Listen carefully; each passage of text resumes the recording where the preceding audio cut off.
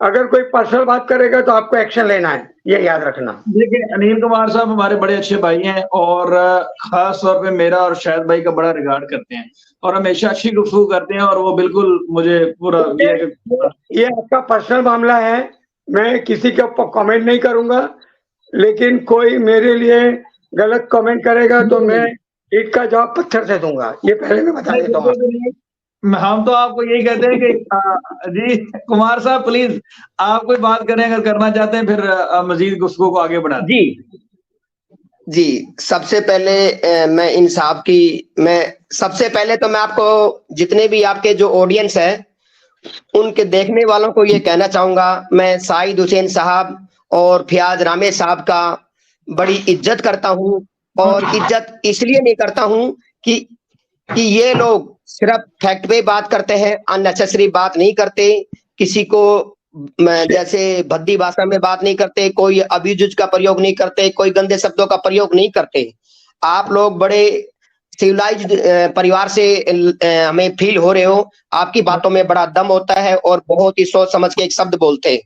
तो जैसा कि इन साहब ने कहा है, जो हमारे मोबाइल में बगल में है लेकिन वैसे बहुत दूर है, तो मैं कोई पर्सनल कमेंट नहीं करूंगा, ठीक है। वो आप सब लोग जान रहे हैं, मुझे आपके चैनल की मर्यादा क्या ख्याल रहेगा जी। बहुत शुक्रिया। तो मैं ये कहना चाहूंगा कि जो इंडिया का जो कानून है, वो जैसे अभी साहब लोग बोल रहे थे हिंदू और यहाँ मुसलमानों से नहीं चलता है। इंडिया का कानून फयाज और साहिद हुसैन साहब की लाइव डिबेट देख करके इंडिया के कानून में ऐसा फैसला नहीं होगा।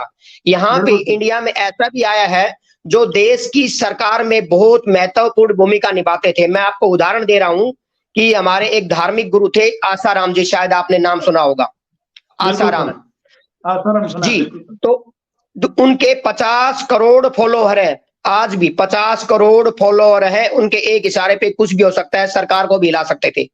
लेकिन एक छोटी लड़की की एक चिट्ठी ने हमारे भूतपूर्व आदरणीय अटल बिहारी वाजपेयी को एक चिट्ठी लिखी थी कि इन्होंने मेरे साथ गलत हरकत करी है। उसकी एक चिट्ठी के कारण आज वो जेल की सलाखों में पड़ रहा है, उसने और उसका लड़का भी, जबकि वो हमारे हिंदुओं का बहुत बड़ा आस्था का प्रतीक था। 100 करोड़ हिंदू प्रभावित हुए, लेकिन तथाकथित जो हमारे आरएसएस से ताल्लुकात रखते थे वाजपेयी साहब, बिल्कुल हिंदू धर्म का पालन करते थे, उन्होंने उनकी जेल की सलाखों के पीछे पहुंचाया और यहां तक कि उन्होंने 20,000 करोड़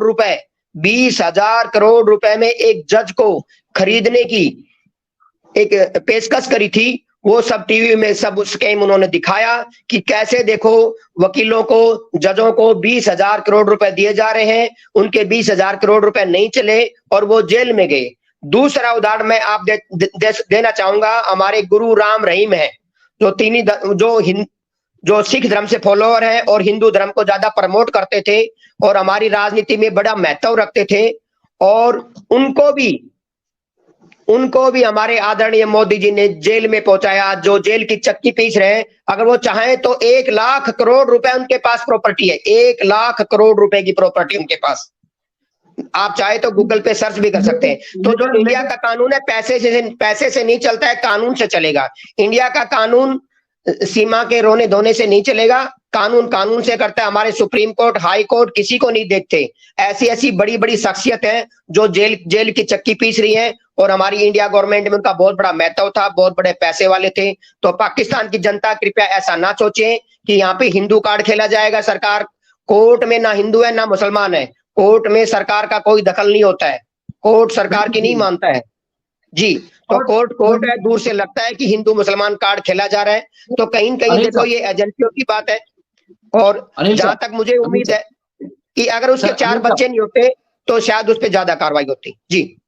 अनिल साहब यही बात हम अर्ज कर रहे थे कि देखें उसको जो फायदा हुआ है वो बच्चों की वजह से, क्योंकि बच्चों को उसने ढाल बनाया है।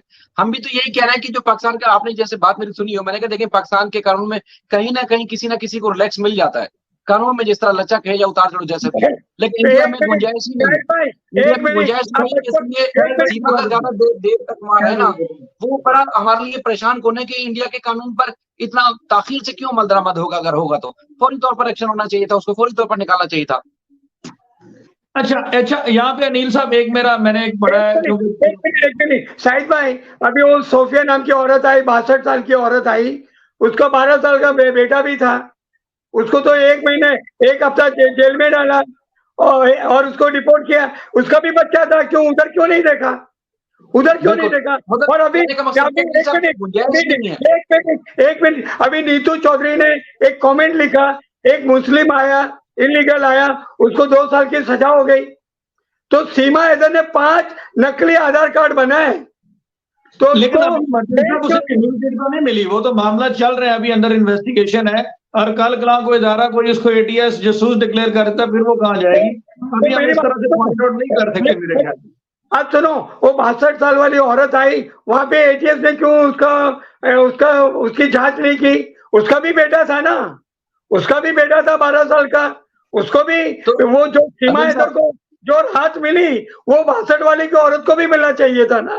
अनिल साहब, जैसे ये बातें जब सामने आती है तो उस वक्त फिर हम सोचने पे मजबूर हो जाते हैं। देखिए, हम तो रिस्पेक्ट भी दे रहे हैं, हम तो ये सोच भी रहे हैं कि देखिए आज अगर नहीं है तो ये वाला काम करने के बाद, चूंकि सेंटिमेंट्स गुलाम हैदर के साथ लोगों के जुड़े हुए हैं, तो इंडिया की आवाम की, उनके कानून की और पाकिस्तानी की नजर में रिस्पेक्ट बढ़ेगी। अगर ये इतना जो है ताखीर नहीं करेंगे, जल्दी वापस भेज देंगे, तो हम तो ये सोचते हैं। लेकिन दूसरों के मामले में कुछ सामने आता है, सीमा के मामले में कुछ और है, तो इस वजह से सवाल उठते हैं। सर, लोग सवाल पूछ रहे हैं। हमारा मौका देखिए है, वो इलीगल आई है, कर लेने, फिर मर्जर साहब आपको मौका देता हूँ। जी, मैं आपको मौका देता हूँ, आपको पूरा मौका देता हूँ। जी अनिल साहब।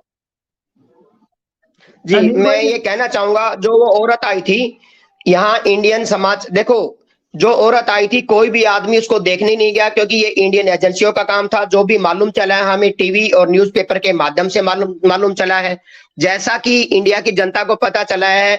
और ये भी कोई ठोस सबूत नहीं है कि उसको डिपोर्ट कर दिया गया, क्या कर दिया गया, अभी ये सब हवाओं में है। अभी इंडिया सरकार की तरफ से कोई ऐसा मतलब न्यूज चैनल में या किसी नेशनल न्यूज चैनल में नहीं आया है। यहाँ इंडिया में जो छोटे जैसे यूट्यूबर होते हैं, उनके न्यूज की कोई अहमियत नहीं रखता है, क्योंकि 90% फेक न्यूज फैलाते हैं, फेक तरह की बातें करते हैं। तो अभी तक उसमें कोई आधार सरकार की तरफ से कोई ऐसा स्टेटमेंट आया नहीं कि हमने ये कर दिया। क्या पता वो जेल में है, क्या पता चली गई। लेकिन कहीं न कहीं उस औरत का आना यहाँ, जहां तक सुना है कि कोई शादी अटेंड करनी थी या कोई अपनी पर्सनल वजह से आई थी। सीमा अपने बच्चों को लेकर के परमानेंट वहां से छोड़ के आई है, तो इंडियन गवर्नमेंट को सोचना पड़ा कि जब वहां से छोड़ के आई है, अगर इसको तुरंत वापस डिपोर्ट कर दिया जाए, जैसा कि ये बोल रही है कि बलोच लोग मुझे मार डालेंगे, मुझे वो कर डालेंगे, तो कहीं न कहीं उस चीज को वो बेनिफिट मिला है।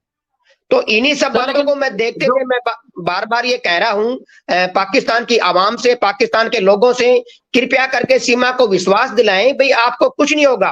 फिर सीमा क्या बहाना लगाएगी? सीमा का एक ही बहाना है कि हमारे जो इंडिया के जो मानव अधिकार संगठन है वो एक्टिव हो जाएंगे, यदि वो देश के खिलाफ हो जाएंगे और नारेबाजी करेंगे, धरना प्रदर्शन करेंगे, यदि इस सीमा के साथ कोई अनहोनी पाकिस्तान में हो जाती है तो मैं इसी वजह से पाकिस्तान के सभी आप जैसे साहब लोगों से दरखास्त करना चाहता हूं कि सीमा को विश्वास दिला जाए, और मैं तो ये कहूंगा उसको माफ किया जाए, और उसको उसकी नादानी या गलती समझ करके उसको माफ किया जाए और बच्चों के समेत वापिस ले जाया जाए। और मैं एपी सिंह साहब से भी दरख्वास्त करता हूं कि वो रोशन अली साहब से वार्तालाप करे, बातचीत करे, आपकी भाषा में राब्ता करे।